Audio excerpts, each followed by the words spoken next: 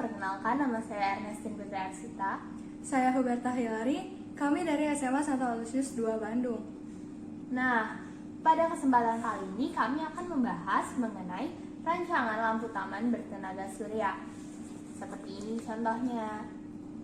Nah, buat kalian yang nggak tahu apa itu lampu taman otomatis bertenaga surya, lampu taman otomatis bertenaga surya adalah lampu yang menyala otomatis ketika tidak terdapat sumber cahaya yang cukup. Pada rangkaian ini, panel surya berperan sebagai sensor cahaya dan pengisi daya baterai.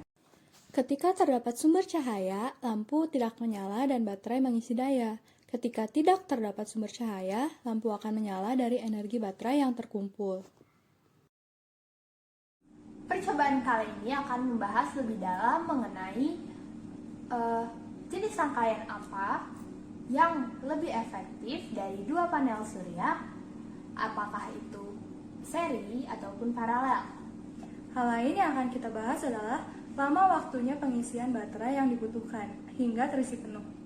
Alat dan bahan yang dibutuhkan adalah 2 buah panel surya 6 volt, 1 charger baterai, 1 breadboard, resistor 10 ohm dan 30 ohm, 1 baterai lithium ion 18650 ultrafire dan dudukannya, 3 buah LED 20 mA, 1 buah transistor PNP, 1 buah diode, kabel, solder, luxmeter. dan multimeter.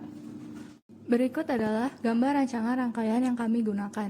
Ini adalah rancangan rangkaian lampu taman otomatis bertenaga surya, dan ini adalah rancangan rangkaian percobaan 1, yaitu menentukan efisiensi panel surya. Nah, cara kerja rancangan rangkaian lampu taman otomatis bertenaga surya adalah pertama-tama cahaya diserap oleh panel surya, kemudian diubah menjadi energi listrik. Energi tersebut kemudian diteruskan ke charger baterai melalui dioda. Charger baterai memiliki lampu yang akan berubah warna.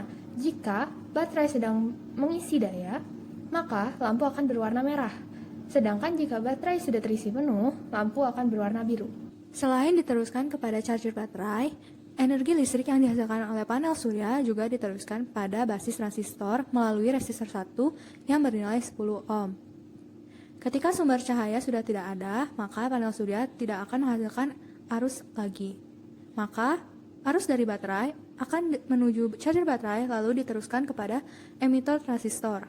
Karena pada basis transistor sudah tidak mendapatkan arus dari panel surya, maka basis transistor akan menghubungkan emitor transistor ke kolektor transistor. Lalu, arus yang keluar dari kolektor transistor akan melalui resistor 2 yang bernilai 30 ohm dan diteruskan kepada lampu LED, sehingga lampu LED dapat menyala. Nah, beginilah pada rangkaian yang kami buat.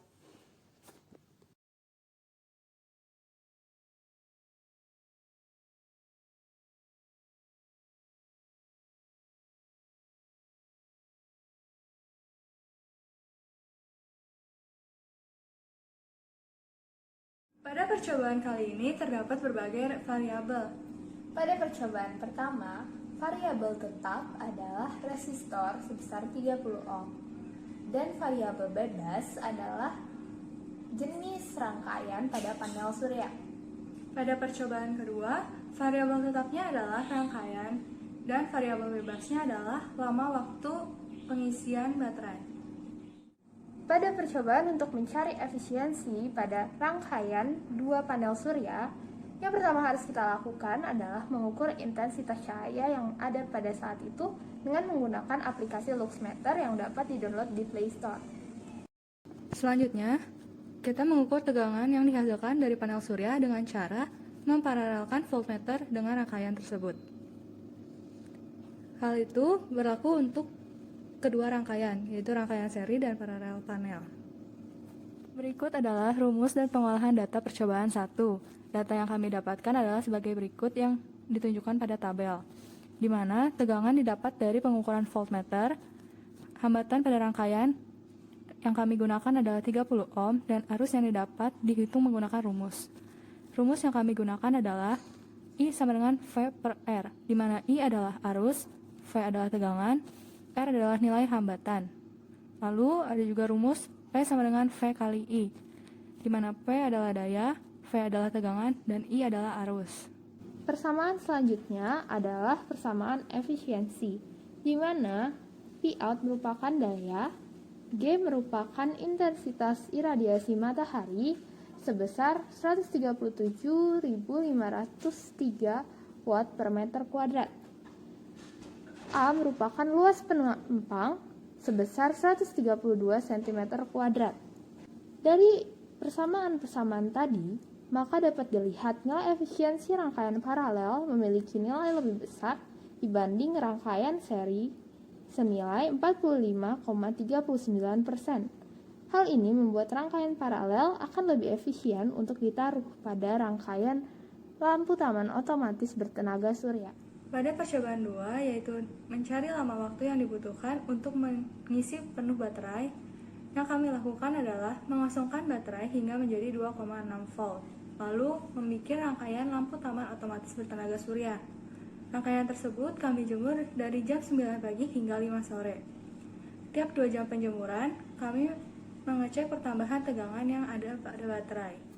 Pada percobaan kedua, menentukan lama waktu pengisian baterai dari kondisi awal 2,6 volt, dilakukan penjemuran rangkaian pada tanggal 14 Februari 2021 hingga 16 Februari 2021.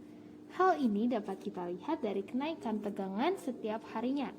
Pada tanggal 14 Februari, penjemuran dilakukan pada pukul 9 hingga 17 dengan kenaikan tegangan sebesar 0,4 volt.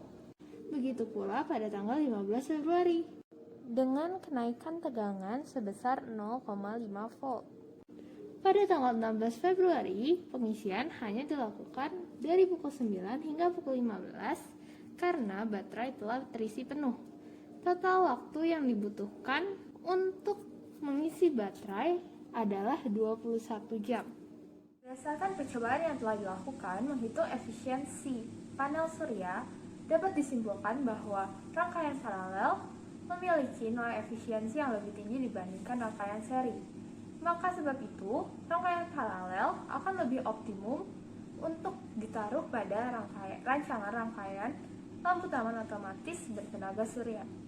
Melalui percobaan mengisi baterai, lama waktu yang dibutuhkan untuk mengisi daya rancangan rangkaian lampu taman otomatis dengan kondisi awal baterai memiliki tegangan sekitar 2,6 volt membutuhkan waktu selama kurang lebih 21 jam, hingga baterai terisi penuh dengan tegangan sebesar 3,7 volt. Sekian pembahasan dari kami mengenai lampu taman otomatis bertenaga surya. Semoga semua pembahasan yang ada di video ini dapat bermanfaat bagi kalian semua. Dan kami harap keberadaan panel surya dapat lebih banyak digunakan dalam kehidupan sehari-hari dan juga kegunaannya sebagai energi alternatif dapat terus berkembang ke depannya. Terima kasih.